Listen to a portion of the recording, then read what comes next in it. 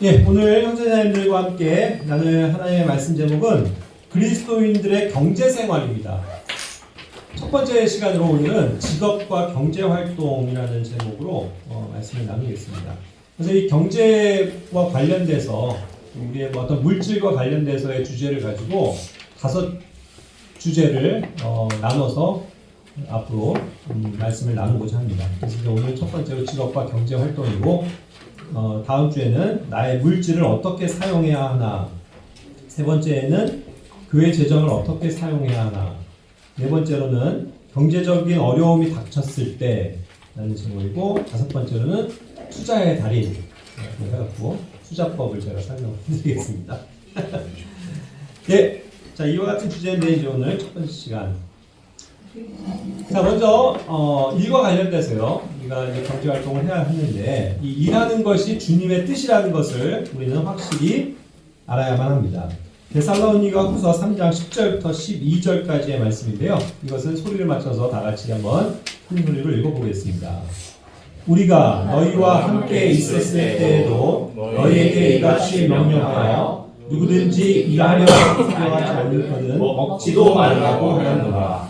우리가 들으니 너희 가운데 질서 없이 걸으며 전혀 일하지 아니하고 참견하기만 좋아하는 자들이 더 있다 하노라. 이제 그러한 자들에게 우리 주 예수 그리스도를 힘입어 우리가 명령하여 경명하노니 그들은 조용히 일하고 자기 빵을 먹을지니라. 아멘. 예, 이것이 하나님께서 우리에게 주신 건전한 지혜요 또 명령입니다. 우리는 일을 해야만 합니다. 어떠한 일이건 간에 마땅히 자기 손으로 수고하고 그것을 가지고 먹고 생활하는 것, 그것이 하나님이 우리에게 원하시는 일반적인 뜻이라는 거죠. 일하지 않을 권리는 없습니다. 누구나 다 어떠한 것이든 일을 해야 하겠죠. 다만 실질적으로 어떤 일, 노동과 관련돼서는 아직 학생들이나 어린아이들은 그것을 하지 않는 나이잖아요. 그렇기 때문에 이제 공부하는 것이 그들의 일이 되겠지만 일반적으로 이제 성인이 되고 했을 때는 누구나 다 마땅히 일하는 것이 주님의 뜻입니다. 그렇기 때문에 이 일하는 것이 얼마나 중요한가요? 일하려 하지 않는 자들에 대해서 굉장히 지금 심하게 경고하고 있는 것입니다. 일하려고 하지 않는다면 먹지도 말라라는 거예요. 그렇지 않습니까? 아멘. 예, 일을 해야만 일을 통해서 어떤 경제적인 소득을 얻고 그것으로 자기의 먹을 것과 입을 것을 해결할 것이 아니겠습니까? 그러니까 이러한 면에 있어서 자기가 스스로가 이런 것들을 해결하지 않고 남에게 빌어먹는다든가 어떠한 구워서 사용을 한다든가 하는 것은 옳지 않기 때문에 반드시 일을 해야 한다는 것이죠. 예. 그래서 일하려고 하지 않는 것이 게으름이고 그것이 주님이 주신 명령을 태만히 하는 것이라는 것을 우리는 알아야 합니다. 그리고 어쨌든 이와 같이 일을 안 하다 보면요, 이게 자꾸 습성이 게을러지고 또 질서 없이 되면서 그 생활 자체가 질서 없게 되고 일하지 않는 것으로 인해서 그냥 할 일 없이 그냥 여기저기 그냥 기웃기웃하다가 남들 일에 참견이나 하는 그러한 사람으로 전락할 수 있기 때문에 우리는 이 점에 있어서도 주의를 기울여야만 한다는 것이죠. 그래서 12절에서는 이야기합니다. 이것은 예수 그리스도의 명령입니다. 명령이에요, 여러분. 조용히 일하고 자기 빵을 먹어라. 자기가 스스로 수고해서 자기의 빵을 먹고 또 조용히 일하는 거. 막 시끄럽게 떠들고 그냥 나 뭐 이 일한다 저 일한다 떠들지 말고 그냥 조용히 자기가 할 일을 마땅히 수고하라라는 그러한 명령을 가지고 있는 것이죠. 이것이 보편적인 또 일반적인 하나님의 명령입니다. 우리는 이것을 마음 깊이 새겨야 돼요. 여러분, 주님의 일이 무엇입니까? 그리고 주님의 말씀대로 산다는 것이 무엇을 뜻해요? 우리가 뭔가 하나님의 일을 거룩하게 수행하는 자들이 되기를 원합니까? 정말 하나님 안에서 청지기가 되기를 원하세요? 그렇다고 한다면 다른 거 없어요. 무슨 자기가 선교사가 되고 목회자가 되고 그런 엄청난 그런 허황된 꿈들을 꾸지 마십시오. 마땅히 자기가 해야 할 일, 자기가 반드시 수고해서 일해야 되는 것을 안 하면서 그런 것들을 꿈꾸고 소망한다는 것은 결코 하나님의 뜻을 온전하게 이루는 것이 아니라는 것입니다. 그래서 오늘날 이런 것들을 볼 때에 참 이 오늘날 현대 사회가 가지고 있는 대한민국이 잘 살고 좋아졌죠. 그런데 문제는 뭐냐면 그렇게 됨으로써 이 사회복지라는 이것이 큰 해악을 가져옵니다. 이것이 큰 병폐예요. 여러분, 특히 젊은이들도 여기 분명히 아셔야 되는데 오늘날 이런 모든 사회적인 제도가 이게 일을 안 해도 먹고 살 수 있게 해주니까 이게 문제라는 거예요. 이런 사람들이 정신을 못 차립니다.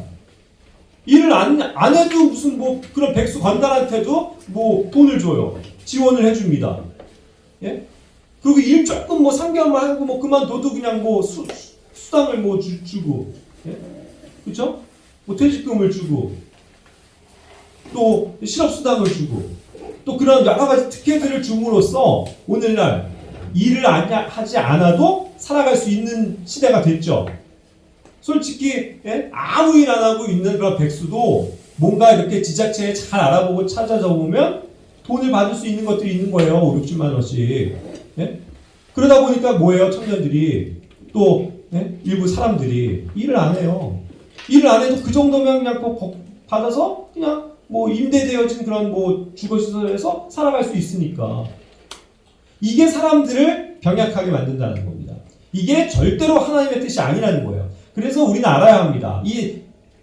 오늘날 이 인본주의자들이 꿈꾸는 유토피아, 사회복지 시스템, 복지국가, 이것은 허상이라는 거예요. 하나님께서 그러한 나라를 원치 않으십니다.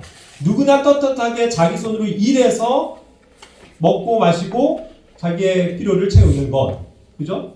그런 정당한 대가를 요구하시는 것이 하나님의 뜻이라는 겁니다. 그래서 이 자본주의 사회에서도 물론 이제 복지를 향해서 많이 투자하지만 그냥 어쨌든 자기가 번 만큼 살아갈 수 있는 그러한 제도가 사실은 합리적인 것입니다.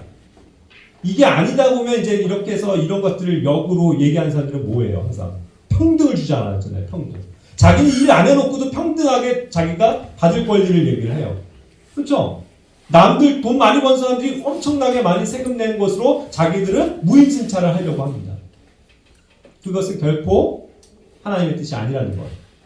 그것을 분명히 아셔야만 합니다. 자, 그래서 그것과 관련돼서 결국 일한 만큼 거둔다라는 이 아주 정직한 원리를 우리가 배워야만 합니다. 고린도후서 9장 6절에서는 결국 이제 우리가 어떠한 후하게 드리는 것에 대한 얘기지만 결국 그 원리가 이와 같아요. 뭡니까? 인색하게 뿌린 사람은 적게 인색하게 거둘 수밖에 없다는 거죠. 하지만 풍성하게 많이 뿌린 자들은 풍성하게 거두게 된다는 것 아닙니까? 그렇죠? 이것이 원리예요. 농사를 질 때도 어떤 사람은 부지런히 씨를 밭에 그냥 골고루 엄청나게 많은 땅에 뿌렸습니다. 그럼 그만큼 소출이 많을 것 아니에요?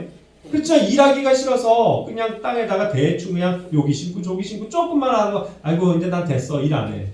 그렇게 해서 적게 뿌린 사람들은 어떻게 되는 거예요? 나중에 출수 때 결과는 적은 소출을 얻는 것이 당연한 겁니다. 그렇지 않겠습니까? 그것을 기억하셔야 돼요. 우리가 돈을 후히 주고 뿌리는 그런 측면만이 문제가 아니라 생산을 하는 데 있어서도 자기가 일한 만큼 걷어들이는 것이 합리적이고 정당한 대가라는 겁니다. 그렇지 않겠습니까? 우리가 똑같이 아르바이트를 한다고 하더라도 어때요? 2시간을 일한 사람과 8시간을 일한 사람의 보수가 같습니까? 다를 수밖에 없죠. 자기가 그만큼 열심히 해서 나는 8시간을 열심히 일해야지 한 사람은 그 8시간을 일한 만큼의 보수를 받을 것이고 아니 나는 그냥 2시간만 일할래 해서 2시간 하는 사람은 2시간 만에 만큼만의 보수를 받게 되는 것이 정당한 원리 아닙니까? 그렇죠? 네. 근데 왜 2시간 일해놓고도 나 평균적으로 해서 한 4시간 월급 주세요라고 요청하고 있냐는 거예요. 오늘날의 세대가. 잘못된 거라는 겁니다. 그래서 우리는 확실히 성경을 통해서 하나님께서 말씀하시는 이 경제적인 원리가 무엇인지에 대해서도 분명히 알고 그것에 순종하는 삶을 살아야 한다는 것입니다. 그렇기 때문에 결국은 이어지지만 정직하게 얻지 않은 것, 정직하지 않은 이득은 옳은 것이 아닙니다.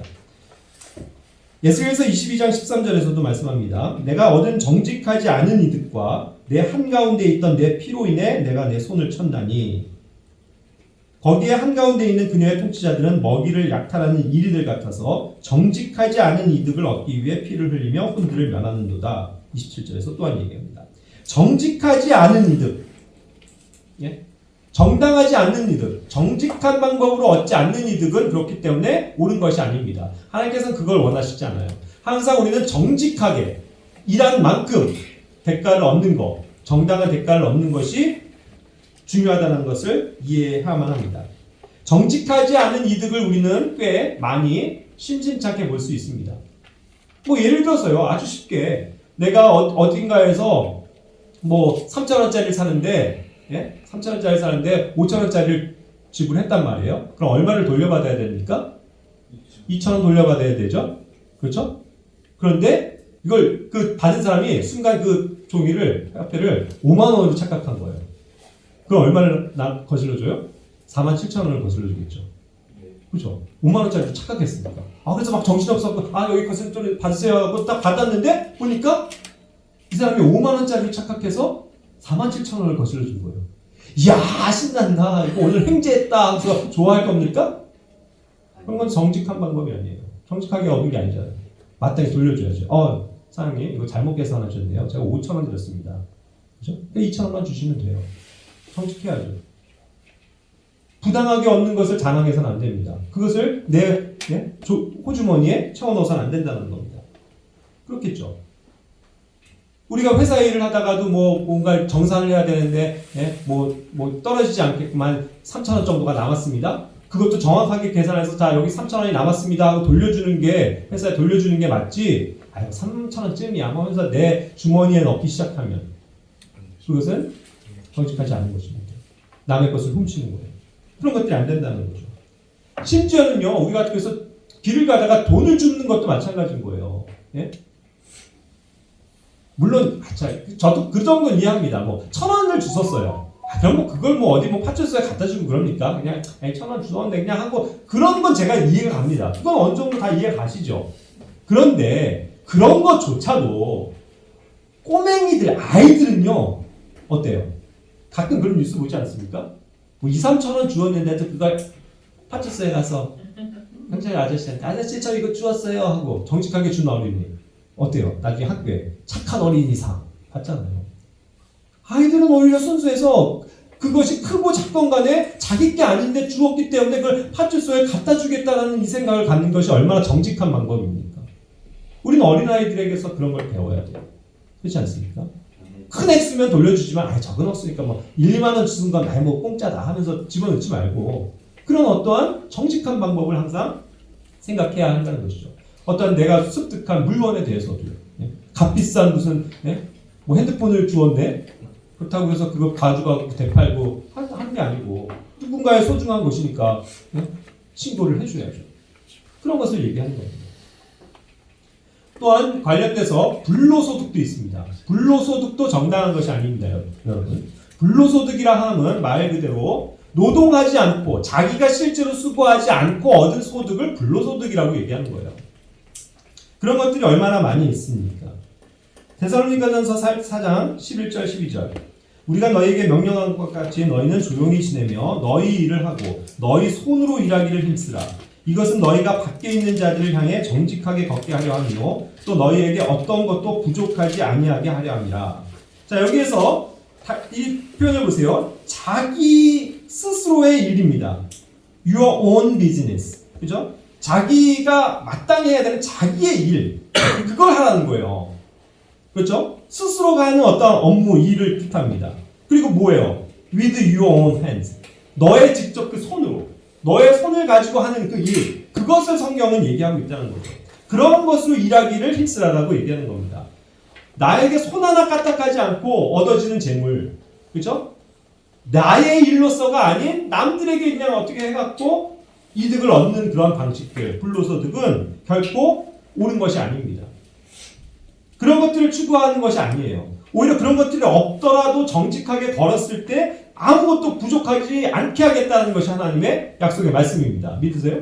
네. 그걸 믿어야 된다는 거예요. 내가 조금 이거 가지고 어떻게 돈을 벌리지 하면서 자, 이걸 그럼 차라리 어떻게든 방법을 가지고 일을 할 수 있고 재투자를 하고 재생산을 할 수 있는 일에 투자를 하시라고요. 그렇죠? 이걸 가지고 불로소득하려고 노력하지 말고. 그런 일들이 뭐가 있습니까? 사실 저는 그래서 이것을 그렇게 적용을 합니다만 그래서 그렇게 생각하지 않는 그리스도인들도 있지만 저는 얘기해요. 주식이 그렇단 말이에요. 주식. 왜 보이지도 않는 그 허상을 쫓습니까? 주식은 뭐예요? 그 회사에 붙은 가치에 따른 이름에 따른 숫자일 뿐이에요. 숫자잖아요. 현상이 없잖아요. 그런데 온통 사람들은 거기에 돈을 넣어놓고 맨날 아침마다 들여다봅니다. 이게 빨간색인지 파란색인지. 돈이 얼마나 올랐는지, 와! 내렸으면, 왜 그러고 삽니까? 자기의 손으로 하는 실제 자기의 업무, 여기서 얘기하는 그게 아니잖아요. 그죠? 그런데 온통 오늘날 세상은 주식에 투자하고, 야, 이런 거 투자해야 하면서 펀드라고 그러죠? 그런 거에 뭔가 투자하는 거 넣어놓고, 자기의 돈을 그렇게 해서 굴리려고 합니다. 그런 방법이 과연 성경적이냐 하는 거예요, 저는. 부동산 또한 마찬가지예요. 부동산을 주시는 것도 그 소유는 주님께로 오는 것이 분명합니다. 땅은 주님이 주신 유업이고 상속이고 굉장히 중요한 것이 맞아요. 하지만 그것이 오늘날의 형태처럼 투기가 돼서는 안 된다는 뜻입니다. 여러분. 이해되세요? 투기는 아니라는 거예요. 내가 집이 한 채 있으면 그걸로 만족하는 겁니다. 그렇죠? 그걸 가지고 또 다른 채 사가지고 또 땅을 사갖고 거기서 뭔가 이득을 보겠다는 생각이 사실은 그냥 있는 돈 불리면서 불로소득이 되는 거 아니에요. 그렇지 않습니까? 그 방법보다는 정직한 방법을 주님께서 주시잖아요. 네 손으로 수고해라. 예? 무엇을 하더라도 네 일이 되게 하라는 거잖아요. 그래서 그런 것들에 온통 투자하고 땅 보러 다니고 그러는 것은 저는 그리스도인들이 각자 하지 말았으면 하는 그런 바람이 있습니다. 집도 마찬가지라고요. 자기 살 집의 필요에 의해서 집을 사는 거지 그걸 투기의 목적으로서는 안 된다고 제가 누누이 말씀드리는 건 아닙니까? 근데 그게 오늘날 형태에서 뭐 중요한 재테크 수단이니까 그게 뭐가 어떻습니까? 그렇게 해서 지혜롭게 돈을 벌어서 쉽게 벌어서 주님을 위해서 쓰면 되죠. 쓰면 되죠. No. 주님께서는 그 결과 쓰는 것만을 얘기하시는 게 아니고 항상 그 방법, 그 동기 그것까지 또 보신다니까요. 왜 그걸 놓칩니까? 그래서 사람이 욕심이 생기는 겁니다. 이런 거에 따라서. 세상의 풍조를 따라갈 수밖에 없는 거예요. 그래서 이런 것들도 우리는 주의를 해야 한다는 것이죠. 또한 자기의 힘도 안 쓰고 돈 버는 방식이 뭡니까? 오늘날 온통 로또 열풍이죠. 뭐 무슨 요일인지 모르겠지만 뭐 가다 보면 막 줄을 서 있는 게 있어요. 그래서 뭐지 하면 막 로또 판매점, 여기서 1등 배출, 막 줄을 막 서 있어요. 그거 살려. 자기가 노력하는 거 아무것도 없잖아요. 그거 숫자 맞춰갖고 야 당첨됐다 이거 가지고 좋아할 겁니까? 그걸 가지고 제가 기도했더니 하나님이 주셨어요. 그게 과연 하나님의 뜻이에요? 그런 기도? 자기 생각이죠. 하나님이 주신 축복? 자기 생각이죠. 하나님은 그런 방법으로 우리를 축복하지 않으세요. 그렇지 않습니까? 정당하게 일해라. 일한 만큼 너가 거둬라. 그럴 때 내가 너가 나를 신뢰하고 그 일을 할 때 내가 잘 되게 해주겠다. 이것은 말씀하시지만 무슨 일 하나 하지도 않으면서 그거 사갖고 적당히 긁어갖고 야 내가 얼마 벌었어. 이걸 자랑할 거냐는 거예요. 그래서 뭐 혹시라도 뭐 재미삼아도 로또 같은 거 사지 마세요. 그건 주님의 뜻이 아니에요. 그래서 뭔가 내가 부족하다면 자기의 손을 더 부지런히 해서 일하는 것, 그것이 항상 합당한 방법이라는 것을 기억하셔야만 합니다. 다음 챕터는 자 제목이 재밌습니다. 고용주 마음이다. 이 말은요 많이들 해당이 되시겠지만 사장님 마음이에요. 여러분 사장님 마음이에요. 예? 피공용인은 내가 주인이 아니라고요. 내 마음이 아니라고요. 그 원리를 아셔야 합니다. 마태복음 20장 1절부터 쭉 해서 이제 뭐 7절까지 보면 그 비유 아시죠? 어떠한 이제 포도원에 일하는 사람들을 일꾼들을 데리는데 일용하는 사람들을 모은 겁니다. 그래서 뭐 아침부터 와서 일한 사람 일 펜이로 계약을 맺고 그러다가 이제 계속 그렇게 시도를 하다가 마지막 1시간을 남겨놓고 일하기 퇴근하기 1시간 남겨놓고도 놀고 있는 사람이 있으니까 주인이 그 사람을 불러서 보냈단 말이에요. 일을 시켰어요. 계약을 맺고. 그 계약 조건은 누구에 의해서 만들어진 계약 조건입니까? 주인이에요. 주인이 내가 이 사람들 이렇게 쓰겠다는 방식으로 1대1로 맺은 계약 아닙니까? 이 사람이 뭐 9시에 왔건 이 사람이 12시에 왔건 뭐 9시에 왔건 뭐 상관없이 이 사람과 내가 맺은 계약이란 말이에요. 그럼 이 사람은 뭐만 알고 있는 거예요, 사실? 내가 직접 이 고용주와 계약한 그거죠. 이 사람이 내가 오늘 어쨌든 일하면은 일당 얼마를 주겠다라는 약속을 받고 일한 거 아닙니까? 그렇게 해서 계약서도 썼겠죠. 그럼 무슨 할 말이 있어요? 그 사람이 일을 뭐 몇 시간을 했고 어떻게 했던 그가 일한 거대로 계산을 할 때 약속한 대로 주인이 줬는데 뭘 그걸 가지고 뭐라고 할 거냐 하는 거죠. 그렇게 해서 20장 또 8절부터 10절까지는 그렇게 준 거란 말이죠. 그런데 문제는 뭐냐면 이제 생각한 거예요. 다른 사람들과 비교하기 시작하는 겁니다. 가만 보자. 내가 물론 저 주인과 1페니를 받기로 하긴 했지만 저 사람은 1시간밖에 일을 안 했는데 1페니를 주네? 야, 그렇다면 이거 잘 됐다. 나는 더 많이 고생하고 지금 10시간 일했으니까 나는 훨씬 더 많이 주겠구나 하고 자, 주세요. 기대했단 말이죠. 그런데 주인은 어떻게 했습니까? 그냥 그 원리 원칙대로 이 사람과 계약을 맺은 대로 1페니를 줬단 말이에요. 뭐가 잘못이에요? 그런데 여기에서 태도가 나타납니다. 그것을 받은 뒤에 그 사람은 어떠한 태도를 보여요? 투덜대고 불평하는 거죠. 자기의 정당한 것을 받고 끝내면 되는데 막 불만하고 원망하고 막 성토하기 시작합니다. 이거 불공평하다. 세상을 뒤집어 엎자라는 거예요. 이렇게 해서. 잘못됐다는 거죠. 주인이 잘못됐다는 거죠. 자기 잘못한 거 하나도 없다는 거죠. 과연 그렇습니까? 정말 그러한 거예요? 성경이 얘기하는 거잖아요. 내가 너와 맺은 계약 그대로 했으니 너는 네 거 가져가. 그렇죠? 주인이 정한 대로 해요. 그러니까 정당한 고용 조건이라는 것은 항상 고용주가 정하는 것입니다, 여러분. 그렇지 않습니까? 어떤 회사건, 가게건 사장이 정하는 대로 주는 거예요. 그걸 나중에 협의할게 이런 것도 아니잖아요, 보통. 어떤 사람이 일을 하게 됐습니다. 계약을 할 때, 자, 그러면 몇 시간 일하고 월급을 얼마를 주겠습니다. 계약 맺죠? 계약 맺잖아요. 계약 없이 들어가는 일이 어딨어요. 다 계약하잖아요. 그럼 그거대로 줬으면 그냥 약속이 이행된 거죠? 그러니까 감사하고 일한 만큼 받으면 된다고요. 내가 일을 더 했건 덜 했건 그건 고용주가 알아서 나에게 보너스를 줄 것이면 주고 또 계약 조건에도 있겠지만 일을 태만히 하면 월급을 깎겠습니다. 이런 조건도 있겠죠. 그래서 정말 일을 태만히 했을 때 월급을 깎는다면 할 말이 없다는 거예요. 고용주가 정한 이 원칙이니까. 그러니까 그거에 따라가야 하는 것이 올바른 경제생활을 하는 데 있어서의 원리다 이겁니다. 다른 마음을 품지 마세요. 두 마음을 품지 마시라고요. 계약한 그래서 그 조건이 마음에 안 들면 시작하기 전에 제시를 해서 조금만 더 올려주세요 라든가 저는 이러면 못하겠습니다. 분명하게 yes면 yes, no면 no를 하고 시작을 해야지 왜 일을 해놓고서 나중에 투덜거립니까? 왜 불평해요? 그래서 자, 이 세상의 현실을 보십시오. 이 오늘날의 자본주의를 망치는 하나의 풍조가 있는데 그것은 뭐냐면 노조입니다. 노조. 노동조합. 자, 이게 뭐예요? 근로자들의 피고용인들의 권리를 보장해주고 그들의 권익을 세워준다? 이런 걸로 알고 계세요? 결코 그런 게 아니에요. 네? 이것은 오히려 이런 사회주의적인 생각, 공산주의적인 생각을 가진 사람들이 평등을 얘기하면서 고용주나 이렇게 근로자나 사장이나 임원이나 계속 폭을 좁혀서 같이 가자. 평등하게 이 세상을 만들자. 이거라고요. 어디서 감히 평등을 얘기해요. 사장님 마음대로지 사실은.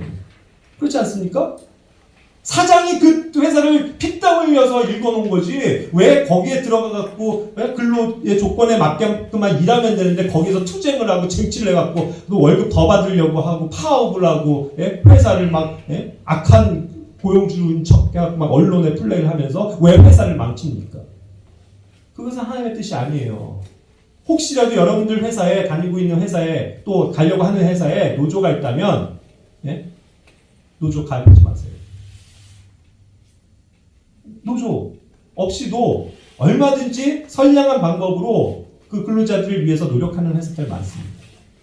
여러분 들어보세요. 애플, 아마존, 구글, 페이스북, 마이크로소프트, 테슬라, IBM, HP, 우버 이런 기업들 다 들어보셨죠? 네. 삼성 다 들어보셨죠? 이런 기업들이 전 세계 모든 사람들이 하나같이 가장 들어가고 싶은 회사 맞죠? 네. 예? 연봉도 엄청나고 혜택도 좋고 뭐 복지도 잘 있고 너무 만족하면서 다니잖아요. 거기 들어가려고 그렇게들 공부하는 거 아니에요? 그렇죠? 그런데 이 회사들의 공통점이 뭐예요? 그런 공통점 말고도 노조가 없어요. 노조가 없어요. 무노조 경영이 원칙이라고요. 그런데 이제 문제는 이제 마지막에 얘기한 삼성은 깨졌죠, 이제. 이게 하도 그냥 민노총이나 이런 데서 그냥 막 들고 일어나고 막 들썩이고 사회를 막 하면서 삼성을 적폐로 몰아가니까 어쩔 수 없이 문을 열긴 열거예요. 근데 삼성맨들은 대부분은 그 삼성전자 그쪽 몇 빼고는 그렇게 해서 결성됐어도 누구 하나 거들떠보지 않아요. 왜요? 거기 가입할 의유가 없는데요, 뭐. 알아서 회사가 잘 해주고 있는데요, 뭐. 만족하면서 잘 다니고 있는데 왜 노조가 필요합니까? 그런데 온통 이렇게 하나님의 말씀의 원리를 역행하는 자들은 인본주의적인 생각을 가진 사람들은 자꾸 평등을 부르시는 거거든요. 근데 우리가 이렇게 노동자들이 열심히 일해서 삼성이 있고 현대가 있는 건데 왜 회사 임원진들만 이렇게 연봉이 높아? 너네 연봉 줄이고 우리한테 줘. 말이 되냐고요. 그죠? 이래서 노조 같은 것은 결코 하나님의 뜻과는 위배되는 그러한 집단적 행동이라는 걸 아셔야 합니다. 그래서 혹시라도 우리 주변에 정말 믿음대로 사는 크리스찬들이 노조에 가입했다면 그거 책망하시라고요. 예전에도 그런 적이 있었어요. 우리 예전에 교회 생활할 때. 훌륭한 믿음의 형제라고 하는데 노조에 가입해갖고 노조 무슨 실행위원장까지 하더라고요. 그래서 그거 잘못됐다. 교회에서 얘기해 주는 거죠. 그냥 근데 이제 얘기만 해주는 거 이걸로 끝나서 안 돼요. 진짜 가르쳐야 된다고요. 그리고 이것이 하나님 앞에 굉장히 불순종하는 것이라는 거. 그런 삶의 원리가 아니라는 것을 정말 강하게 가르쳐야죠. 그렇죠. 그리고 정말 엄하게 책망해야죠. 그래서 그걸 또 돌이키게 해야 되는데 그냥 이거 안 좋은 것 같아요. 이 정도로만 얘기하니 자기들 갈 길대로 가는 건 아닙니까? 그러니까 결국은 나중에 믿음에서 떠나요. 돈의 노예가 된단 말이에요. 잘못된 사상으로 전염이 된단 말이에요. 그러니까 이 하나님의 말씀의 원리를요 굉장히 폭넓게 이해해야 합니다. 그렇죠? 이런 여러 가지 풍부한 우리가 살아가는 데 있어서 필요한 정말 중요한 정보들, 지식들을 하나님의 말씀을 주시잖아요. 그거대로 우리가 순종해야 될 줄로 믿습니다. 그죠? 혹시 오해하지 마세요. 얼마 전에도 구글, 그러니까 노조가 없으니까 거기도 얼마 전에 12,000명 해고한 거 아시죠?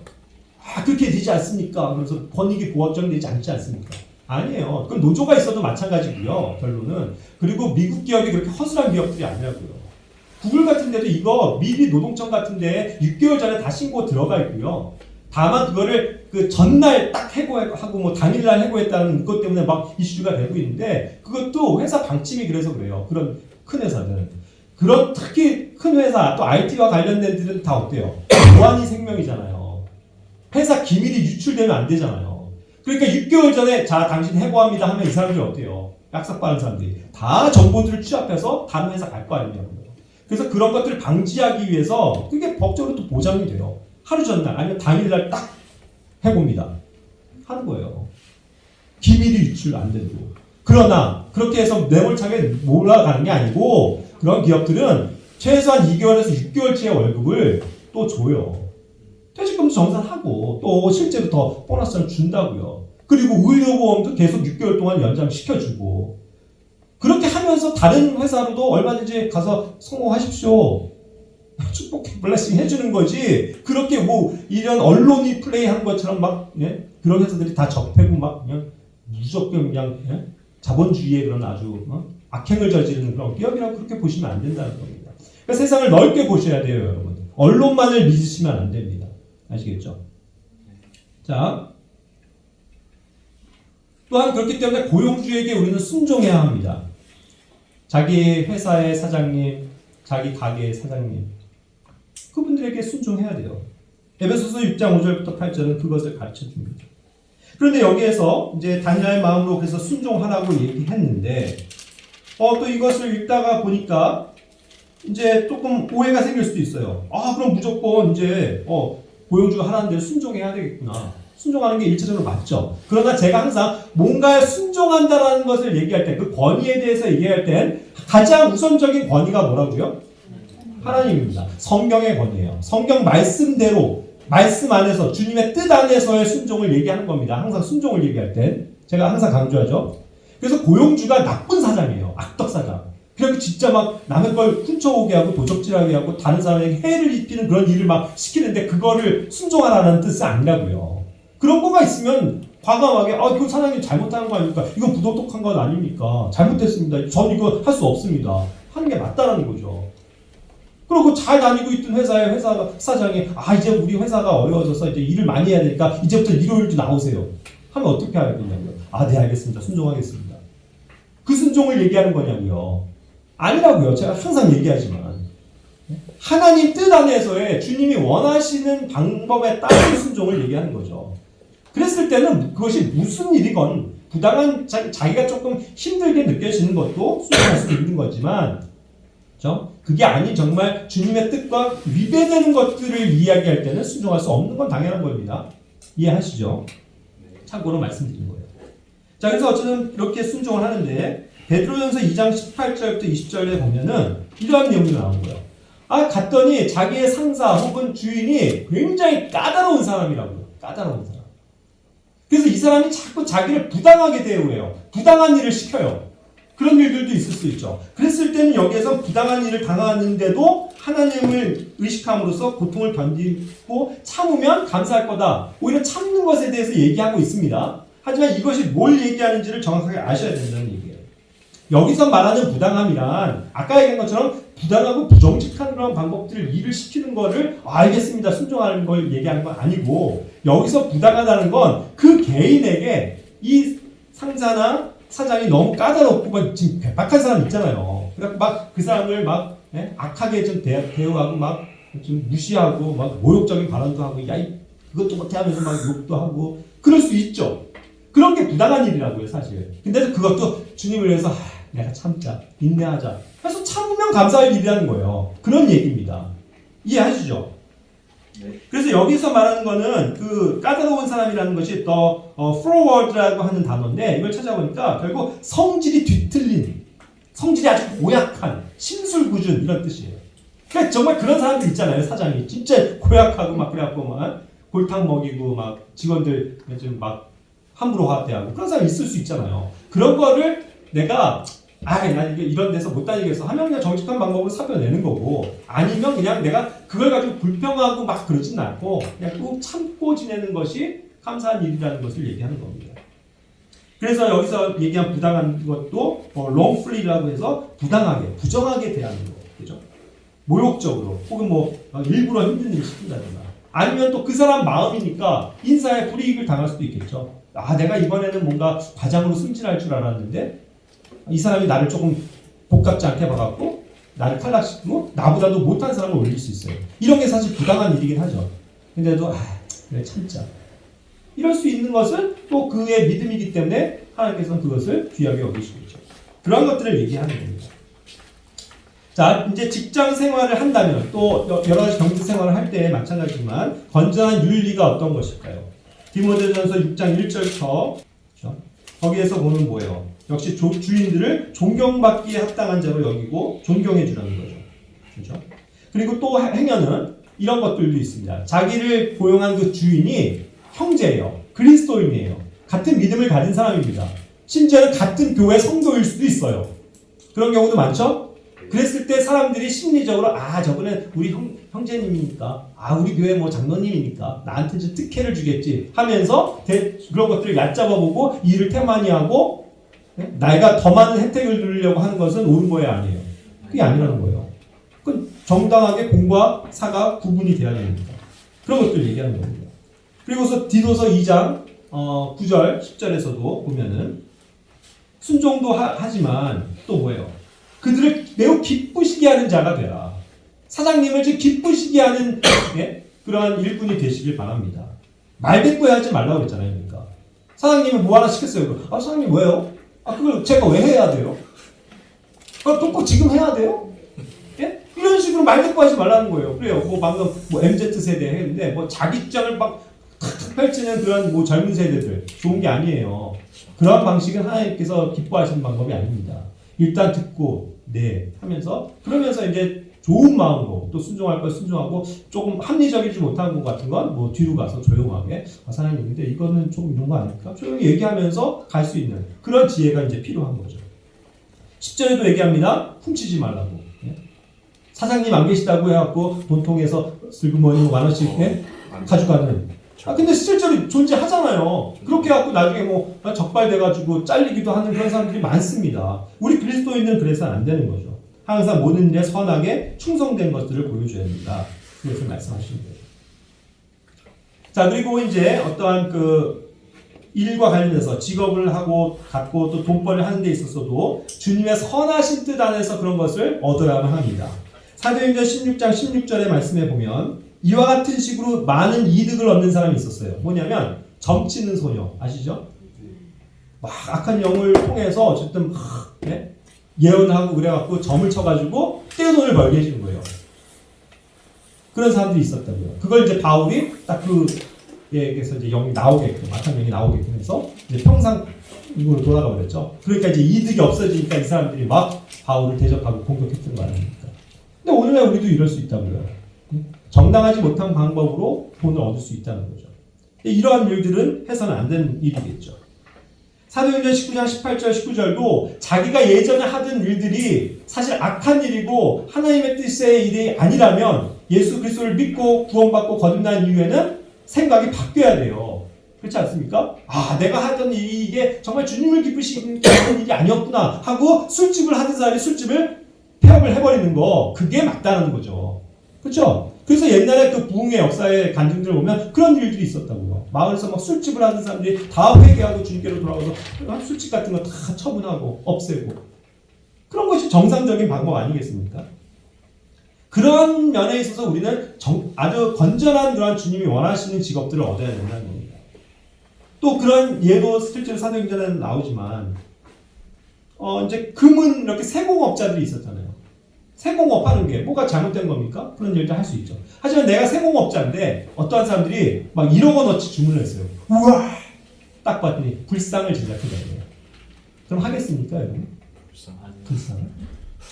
그건 그 사람들의 얘기니까 나는 그냥 마땅히 해줘야지. 이렇게 생각할 수 있는 사람들이 있을 텐데, 아니오라고 대답한 분처럼, 난 그건 신앙명제상 그 우상을 만드는 일에 나의 직업과 나의 손을 쓸 수는 없어. 죄송하지만 다른 업체에 가시죠. 거절할 수 있는 거 아니에요? 그런 믿음이 돼야 된다는 겁니다. 그러니까 아까 그런 잘못된 일들을 하는 일들을 한다면 과감히 떼어치는 거죠. 술 파는 음식점을 우리가 그래서 할 수가 없는 겁니다. 고깃집을 맛있게 할 수 있어도 술을 팔아야 된다는 것 때문에 내 양심의 가책을 느끼고 그 일을 안 하게 되는 거예요. 어떠한 직장, 좋은 직장을 이제 취직받고 면접을 했는데 딱 얘기를 들어보니까 주일에도 근데 나와서 근무를 해야 합니다. 갈등되죠? 그런데 노하고 나오는 게 맞다는 거예요. 그게 주님의 뜻입니다. 업무량이 너무 많은 직장도 피하시기 바랍니다. 그렇지 않습니까? 아까도 얘기했지만 삼성 같은 데가 오늘날은 좀 좋아졌는지 모르겠지만 삼성을 들어가는 게 그렇게 복이 아니었어요. 실제로. 왜 그렇습니까? 삼성은 그만큼 일을 엄청 많이 시키는 회사로 유명했거든요. 그리고 우리 예전에 많은 그 성도들도 삼성 됐다고 좋아했는데 들어가니까 너무 많이 일을 해갖고 주율도 맨날 빠져요. 맨날 야근이에요. 너무 심해갖고 그게 복이 아니더라고요. 그러니까 그런 걸 안다면 그렇게 해서 업무량이 너무 많아. 그래서 내가 쉴 틈도 없고 신앙생활을 하기에도 힘든 직장이라면 아무리 조건이 좋다고 해도 내가 때려칠 수 있는 그런 용기가 필요하다는 것입니다. 다음 항목은요. 자, 우리가 이거 관련돼서 결국 신실한 자가 되기를 원합니다. 신실한 자가 되셔야 돼요. 그런데 여기서 신실함이란 결국은 저는 그렇게 생각해요. 주인의식을 가져라. 주인의식. 요셉이 얼마나 주인의식을 가지고 그 주인의 모든 집을 잘 관리했습니까? 정말 신실하게 했잖아요. 그러한 신실함이 필요하다. 자기 일처럼 여기면서 정말 열심히 하는 거예요. 그랬을 때 주인이 모든 걸 그냥 그에게 다 맡겨버리는 거예요. 어떻게 그럴 수 있습니까? 자기 계좌, 도장, 비밀번호 그 사람한테 주고 맡겨요. 그럴 수 있는 신실함이 우리에게 있느냐. 그런 것이죠. 주인의식을 갖는 게 중요합니다. 마태복음 24장 45절부터 47절. 자기 주인으로부터 그의 집안 사람들을 넘겨받아. 그죠? 권한을 위임받은 거예요. 요셉처럼. 그래서 다스리고 제때에 다른 사람들에게 이제 양식을 나누어줄 신실하고 지혜로운 종이 누구냐. 그런 지혜롭고 신실한 자가 되어야 된다는 것이죠. 그렇게 했을 때 주인이 그를 자기의 모든 재산을 맡길 치리자로 삼는다. 그죠? 가장 자기 바로 밑에 있는 가장 훌륭한 치리자로서 삼아준다는 것 아닙니까? 이런 식으로 우리는 자기가 맡은 일에 신실해야 해요. 주인의식을 가져야 합니다. 제가 이렇게 가끔 이렇게 카페 같은 데 보면요. 그런 현상들이 있어요. 주인이 있는 카페는요. 자, 8시에 마감입니다. 내가 7시 58분에 들어갔습니다. 막 이제 정리를 하고 있어요. 8시면 문을 닫으니까. 그래도 주인이면 어서 오세요. 커피 한 잔이라도 더 팔아요. 자기가 좀 늦게 가더라도. 그렇죠? 그런데 동일한 현상인데 알바생은 어떻게 하는지 아세요? 7시 50분에 딱 들어오면 벌써 인상이 딱 뜨면서 여기 8시 마감이에요. 그래서 아예 주문을 안 받아요. 그렇죠? 그래서 그냥 돌려보냅니다. 왜요? 자기가 5분이라도 빨리 가요. 이게 주인의식이 있는 거예요? 없는 거예요? 없는 거죠. 그렇게 되지 마시길 바란다는 거예요. 주인의식을 가져라.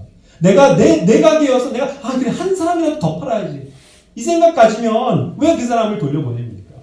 자기 몸이 힘들고 내가 퇴근 시간이 늦어지더라도 하나라도 더 팔아주는 것이 주인을 위한 일이고 나를 위한 일이다. 이렇게 생각하는 게 맞죠. 그럴 때 뭐예요? 그런 게 안 드러날 것 같습니까? 하나님은 아시고 또 사람도 어느 정도 알아요. 근무하는 걸 보면 압니다. 사장님이 저 사람 정말 쓸만한데? 정말 저 사람은 자기 일처럼 열심히 하는 직원이야. 내가 저 사람 정직원 시켜줘야지. 월급을 더 줘야지. 보너스를 줘야지. 이 생각을 갖는다고요. 근데 항상 그런 식으로 태만히 하는 사람들은 그래 생긴 대로 똑같이 하네. 그러면서 별로 기대를 안 해요. 그런 사람들이 되고 싶냐고요? 아니죠. 그렇죠?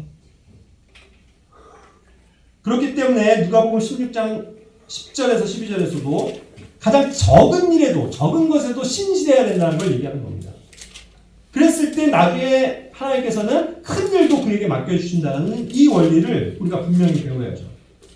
작은 재물, 작은 나에게 맡겨진 일조차도 신실하지 못하면 누가 하나님께서 누구에게 그 일을 맡기시겠습니까? 아까 얘기했잖아요. 제가 선교사가 되겠습니다. 주님. 제가 주님을 위한 목회자가 되고 싶습니다. 앞만 부르짖어 보라고요. 이런 일에 자기가 하는 일에조차도 신실하지 못하면 그 사람에게 하나님이 무슨 일을 맡기실 수 있냐고요. 그죠? 그러니까 세상 일이라고 해서 그게 잘못된 게 아니고 세상 일을 통해서도 내가 주님 안에서 신실한 자가 되는 것, 그것을 주님께서는 원하고 계시다는 것입니다. 또 하나의 원리를 말씀드릴게요. 여러분, 부지런하셔야 합니다. 일에 있어서는. 잠언 10장 4절처럼 손을 느리게 놀리는 자는 가난하게 되나 부지런한 자의 손은 부하게 만드느니라. 느리고 게으른 사람들은 가난하게 된다고 말씀합니다. 여기서 이제 느리게 놀린다라고 했을 때 결국 slack hand라고 했는데 이걸 찾아보니까 게으르는 뜻이라는 뜻이에요. 게으른. 그런데 이 게으른 게 결국 어떠한 것들을 양산해내는지 파생되어지는 것들을 한번 봅시다. 사전적인 의미를 더 찾아보면 게으른 게 뭔지 아세요? 느슨함이라는 뜻이에요. 게으르니까 결국 느슨하게 일하는 거예요. 그렇죠? 뭔가 나사가 하나 빠져 있습니다. 일을 하면서도 집중을 못해요. 그러니까 어떻게 돼요? 그 다음 단어 부주의한으로 가요. 부주의해지죠. 게으르니까. 이거 분명히 물건을 10개를 넣어야 되는데 9개만 넣고 대충 넘겨버려요. 오류가 생기죠. 태만해져요. 태만. 그죠? 그냥 일도 대충 하고. 그 다음에 어떻게 돼요? 그러니까 꾸물거리는이라는 말도 나와요. 꾸물거리는. 누구? 그러면 네. 네, 선생님 부르셨습니까? 네, 알겠습니다. 막 부지런히 열심히 일하는 사람이 뭔가 사장님 눈에 딱 뜰 텐데 부르셨어요 하면서 그냥 나무늘보처럼 왜요? 네 하면서 그냥 늘어지게 그렇게 일하고 있어. 꾸물꾸물 거리는 거 보면 속 터져 이럴 거 아니에요. 그런 사람이 되지 마시라고요. 그죠?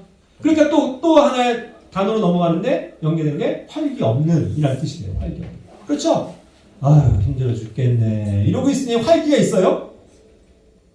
이 사람은 뭐 회사에 들어오면 좋은 아침입니다 하면서 뭐 열심히 하면서 흥얼흥얼거리면서 뭐 좋다 하면서 열심히 일합시다 하면서 그런 활기 있는 사람이 직원이 있으면 어떻겠어요? 회사가 그렇죠. 분위기가 확 살죠. 그런 사람 보너스 주고 싶죠 진짜. 그렇죠? 그런 사람이 되셔야 한다 그 뜻이에요. 뭐 다른 거 있어요? 성경에 분명히 그런 것들을 얘기해 주잖아요.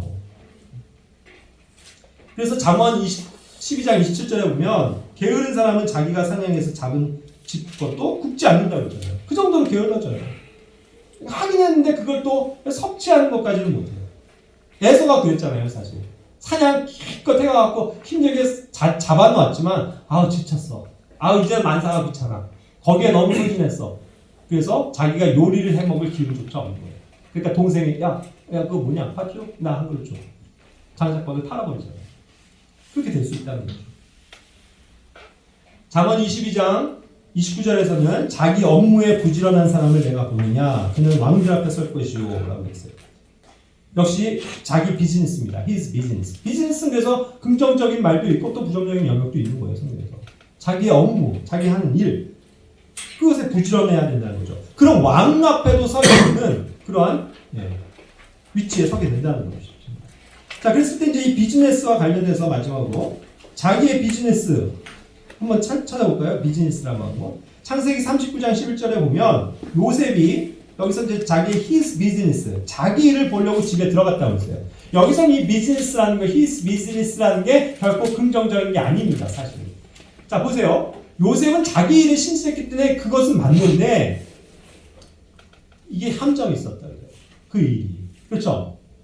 그 전에도 여러 번 그 자기 주인의 아내가 자기를 유혹해 왔기 때문에 철저하게 사실 요셉은 경계했어야만 해요.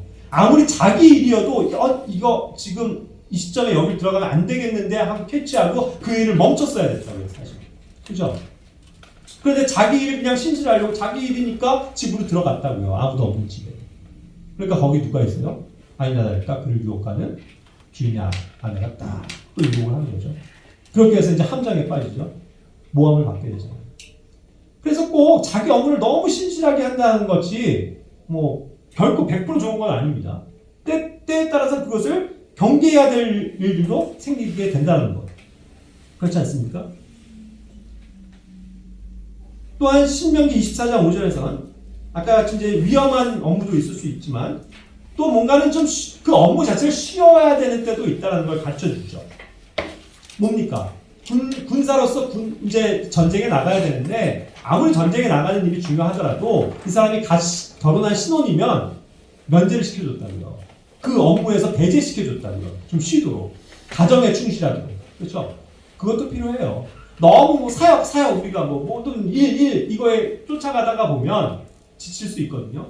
그러나 먼저는 그것을 충전할 수 있도록 또 어떤 그런 특별한 기간에는 그가 정말 자기 생활을 좀 하면서 쉴 수 있는 그런 여건을 마련해 주는 것도 굉장히 중요한 원리였던 거죠. 그래서 비즈니스를 쉬어야 될 때도 있다는 거죠. 그게 이런 말씀과 연관되지 않겠습니까? 전도서 3장 6절. 일에 있어서도요, 직업에 있어서도, 돈에 있어서도 얻을 때가 있고요. 좀 그거를 잃을 때도 있어요, 여러분. 아멘. 지켜야 될 때가 있지만 그걸 좀 버릴 때도 있다고요. 예? 열심히 일할 때도 있지만 좀 쉬어야 될 때도 있다고요. 예? 맞아요. 열심히 일했으면 좀 쉬세요. 그거 정말 맞다고요.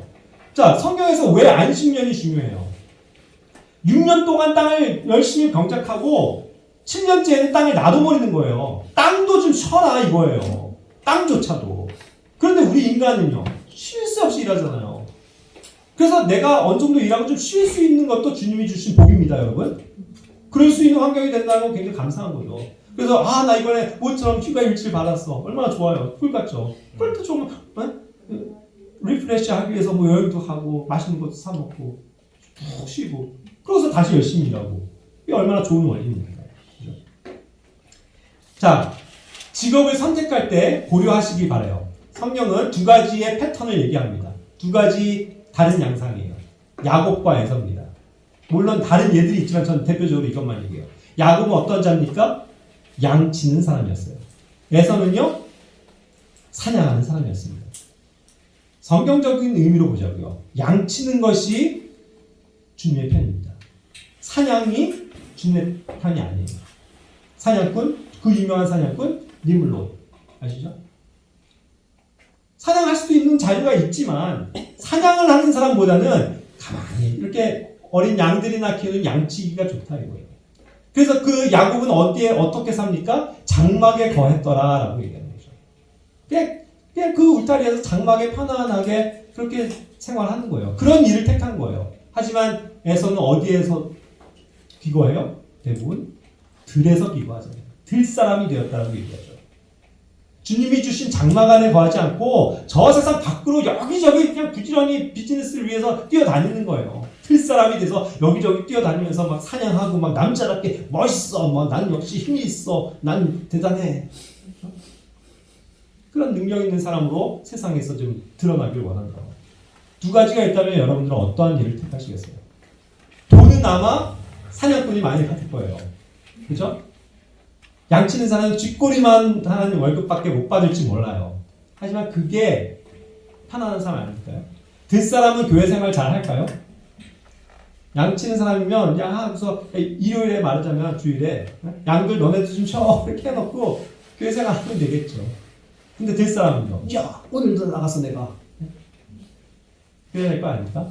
저 멀리 출장 가서 한 달 동안 멀리 가서 원양으로 가서 사냥을 한다면 4주는 빼먹게 되겠죠. 그죠? 응용해보자는 거예요. 적용해보자는 거죠. 그래서 어떠한 일을 선택할 것인가. 자, 마지막으로 여인의 삶에서 덕스러운 여인의 삶을 잠언 31장 10절부터 계속 설명하고 있습니다. 그러한 덕스러운 여자 또 그러한 어떠한 남자에게도 마찬가지지만 그러한 삶을 우리가 살기를 원합니다. 그죠? 뭔가 정말 부지런히 일하고 여기서 제시하시는 거예요. 그죠? 양식을 가져오고 밭을 깊이 살펴보고 사고 세우고 자기 팔을 강하게 하고 자기가 장사가 이제 어느 정도 잘 된다 싶으면은 뭐예요? 그럼 이제 더 열심히 해야지 하는 동기부여를 받고 더 열심히 일하고 자기 손에 물레 가락을 대고 물레 실패를 잡고 자기 손을 부지런히 놀리죠. 그러면서도 뭐예요? 가난한 사람들에게 손을 내밀고 다른 불쌍한 사람들을 도와주고 그렇죠? 자기 집안에 속한 사람들을 다 귀하게 이렇게 대접해주고 그러면서 그 남편에게도 그렇게 해서 굉장히 이렇게 남편을 영적으로 이렇게 세워줄 수 있는 그런 사람이 되는 거예요. 결코 게을리해서 빵을 얻는 것이 아니라 부지런하게 해서 빵을 먹는 거예요. 자기 자녀들에게도 그래서 그러한 원리를 가르쳐주는 그런 여인. 그런 여인이 덕스러운 여인이라고 얘기하는 것처럼 우리가 그러한 사람이 되기를 원한다는 거죠. 여러분. 정말 그래서 우리가 이런 면에서 어떠한 경제적인 원리, 우리가 어떻게 생활해야 되는지, 어떻게 돈을 벌고 어떻게 그런 것들을 일해 나가야 되는지를 잘 배워나가길 원합니다. 그래야 여러분들이 성숙한 그리스도인이 되는 거예요. 성숙한 그리스도인이란, 영적인 그리스도인이란 말씀 지식 많이 알고 강단에서 말씀 선포할 수 있는 그런 사람을 얘기하는 게 아니라 각자 자기 위치에서 열심히 부지런하게 이와 같은 성경적인 원리를 가지고 신실하게 일하는 사람, 그런 사람들을 하나님께서 귀하게 쓰신다는 이 점을 결코 놓치지 마시기 바랍니다. 기도하고 마칠게요.